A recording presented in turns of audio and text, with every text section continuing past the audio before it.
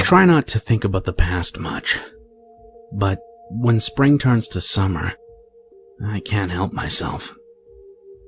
Little things trigger it. The scent of suntan lotion, buzzing mosquitoes, a cool breeze after a blistering day. And then I'm right back. I'm 12 years old, lying in the grass, overlooking the Moondance Drive-In Theater. It was 1993. I was an adopted kid with few friends in a quiet Midwestern town. My adoptive father got transferred a lot, and we were on our 5th home in 8 years. And eventually, I quit trying with other kids. It was just easier that way. Moving towns was hard enough, but when the other kids found out that I was adopted, they were merciless. I was adopted when I was 4 years old, and I didn't know much about my own history, only that I lived in an orphanage the first few years of my life. My real parents were a mystery to me. My adoptive parents were hesitant to speak of them. My classmates were always more than willing to fill in the blanks.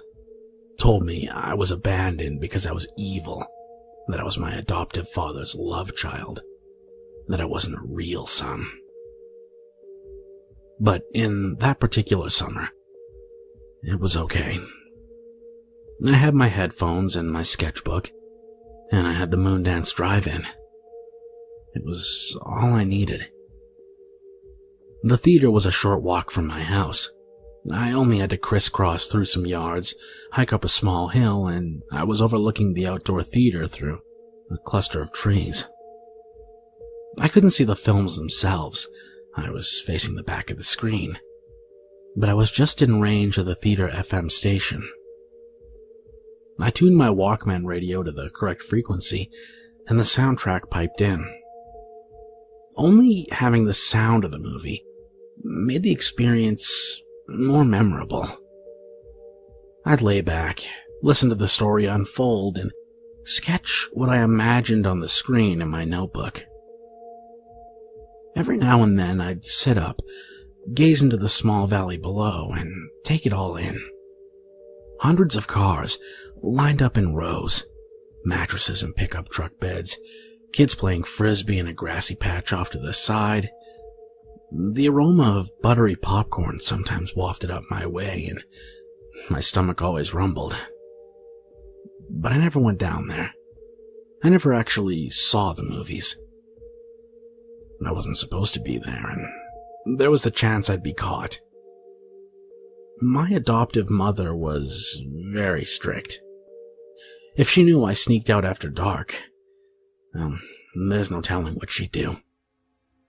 For as long as I knew her, my mother was cold and distant.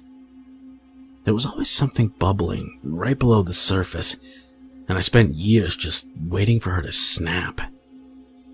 I never knew exactly why, but I was always on eggshells around her.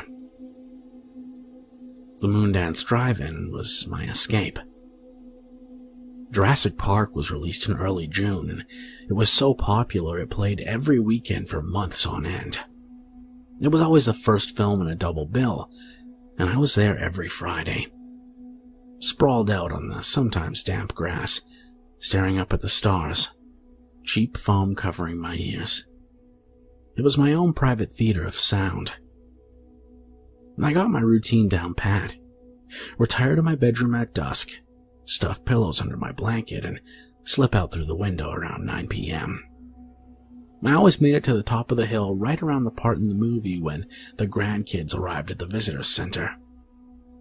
I'd stay through the end credits, and then I'd head down the hill, sneak through the same yards, and climb back through my window. The perfect crime. There was something magical about Jurassic Park that always seemed to lift my spirits. The breakneck plot, the soaring score, the roars of the dinosaurs. And this was without ever seeing it, and having no idea what happened the first 30 minutes of the film. But it didn't matter. The experience was always thrilling. I'd clutch my cheap headphones to my ears and smile in awe and terror as the devastating footsteps of the Tyrannosaurus Rex rumbled throughout the park. I sketched a picture of that immense creature crushing a car with little stick-figure children screaming, their arms poking out of the windows in horror. And even when I knew it was coming, the reverberating roar of the T-Rex always made me jump. My drawings improved, and my sketchbook was bursting with pictures of dinosaurs, some ferocious carnivores, and others lumbering peaceful beasts. A flyer arrived in the mail sometime in mid-July. The Moondance Drive-In was having a promotion called Film Roulette. On Thursdays, they'd play a mystery film. You'd have to show up to see what it was. I was falling in love with the Moondance, and it felt like that flyer was just for me. I was intrigued. The first Thursday of the promotion, I climbed the hill at 9 p.m., leaned back against a tree, and fired up my Walkman. The film was different. I'd never heard anything like it. At first, I thought I had the wrong frequency. All I heard was soft carnivalesque music in the background and the sounds of a giggling child. I double-checked my Walkman. I had the right station. I peered down at the theater and I only saw a dozen or so cars. I spotted the tiny light from the projector in the small booth below, and I concluded it was just an odd film. Something foreign, or an art house film, maybe. After about 20 minutes of listening, the laughing of the child subsided, and the carnival music slowed to a stop. Just kind of petered out, like it was running on dying batteries. A hushed whisper filled my ears, shushing and cooing over and over. I shivered, and I noticed the goosebumps on my arms. It didn't feel right. I yanked the headphones from my ears, and the chirping of crickets and wind in the trees was a welcome respite. I quickly made my way home, not able to shake the feeling that I was being watched the whole time. I returned the following Thursday. I wanted to know more. What was a fearful experience the week before had evolved into a morbid curiosity. I had cleansed my drive-in theater palate with another dose of Jurassic Park the previous Friday, and I was feeling courageous, inspired even. I was a kid with nothing to lose, and the sense of purpose was intoxicating. I'd never felt it before. I was ready for the second round of Mystery Theater. Again, about a dozen cars littered the theater lot. I slipped my headphones on, adjusted the frequency, and listened in. The signal seemed to have weakened. The film was interrupted by mild bouts of static, and a steady hiss was present underneath the soundtrack. I had to really focus hard to hear anything. And when I finally heard it, my stomach dropped a bit. It sounded like a child sleeping.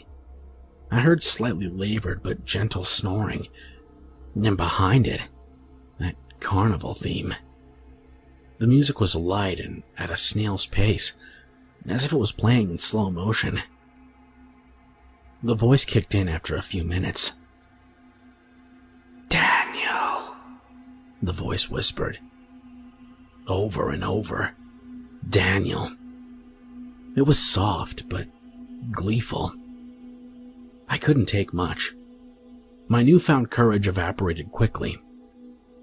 This time, I ran home, not looking back. I took a few weeks off from the Moondance Drive-In. No Jurassic Park, and certainly no Mystery Theater. But I soon found that without the drive-in, I didn't have much. I had no friends. My father worked a lot, and the times I spent with my mother felt tortured. I had little to look forward to, and without the drive-in theater, I truly had little joy.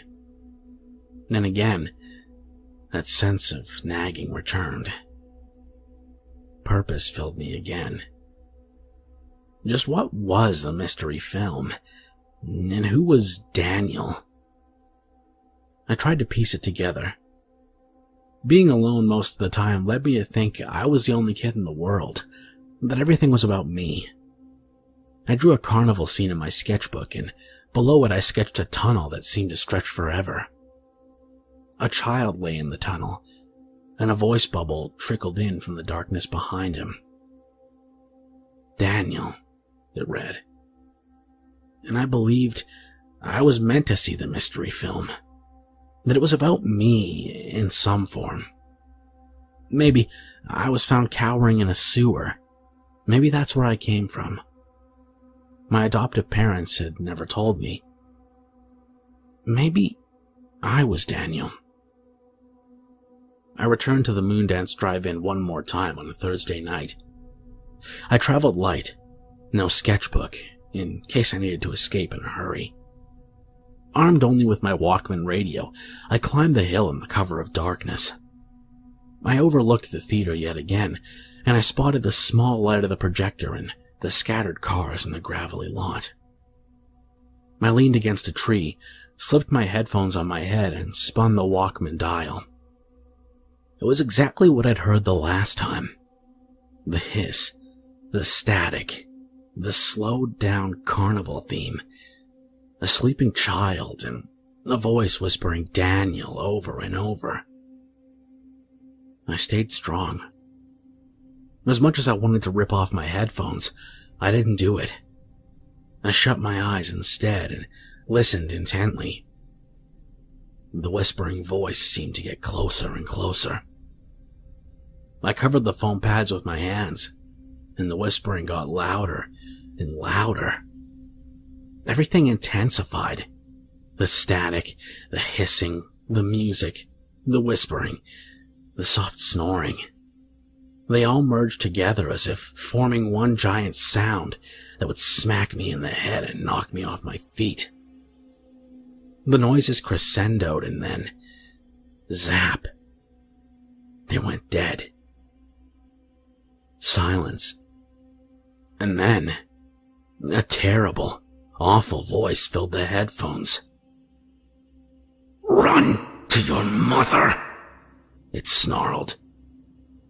At that same moment, a hand clutched me on the shoulder, and I screamed absolute bloody murder.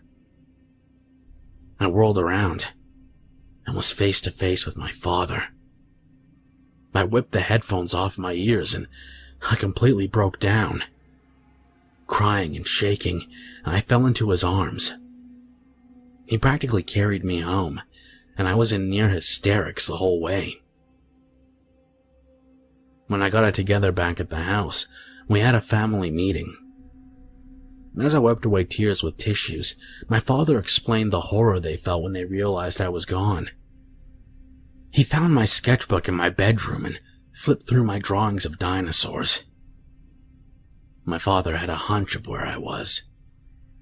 Somehow, he knew it in his gut, he said. Couldn't believe he found me. I started at the beginning, explained how for weeks I'd been sneaking off to experience Jurassic Park and how it led to the Thursday night mystery theater showings. My father listened and nodded, and I felt empathy and understanding. My mother silently seethed. I explained the strange films of recent weeks. I began with the carnival music and child giggling. My father's lips pursed. My mother's eyes widened a bit, then she looked away. I said the name, Daniel. My father's eyes shifted in surprise. They darted to my mother. She began to shake. And the last thing I heard was, "Run to your mother," I said. My father raised his head in shock. My mother turned her head towards me, her eyes fueled with rage. "I knew it!" she screamed. She lunged towards me, reaching and stretching and clawing. My father leapt up and bear-hugged her as she violently thrashed about. "You know something! Where is my little boy? Tell me what you know. Why haven't you told me?" The police were called. The rest of the night was a giant blur of confusion, but I did learn a few things. I learned that when I was adopted, my adoptive parents had a 6-month-old boy of their own, named Daniel. We slept in the same room. Daniel had a mobile above his crib. He loved to reach and grab for the colorful animals that hung above his head. The mobile had a wind-up music box. When wound, it played a carnival theme. One night, Daniel disappeared from his crib. Just vanished without a trace. I have no memory of this incident. Zero. My mother claimed she awoke in the middle of the night and heard a terrible, wretched voice down the hall growl, "Run to your mother." And then I entered my parents' room, half asleep. When they took me back to my bedroom, Daniel was gone. No trace of him was ever found, and the pain was just too much for my mother. She never spoke of him, didn't hang any pictures on the wall, threw out everything of Daniel's, including the mobile. We never stayed in one place for too long. Once we settled, my mother started to feel the itch for Daniel, so we kept moving on.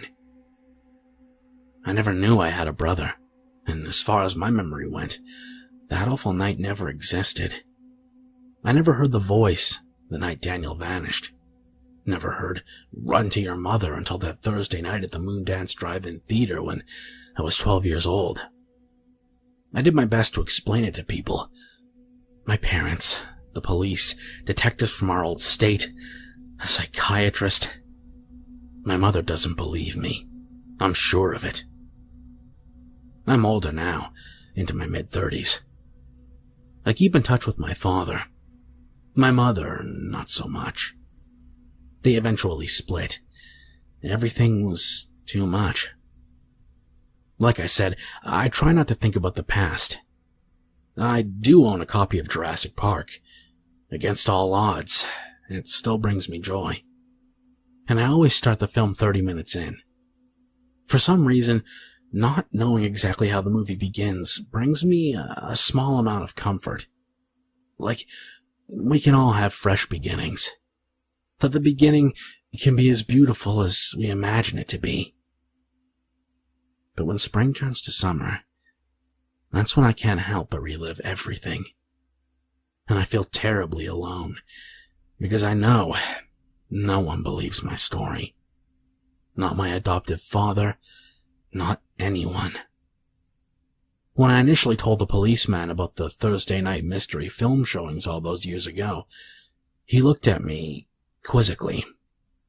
He made a few calls, and he told me, "Son, the Moondance Drive-In Theater is closed on Thursday nights."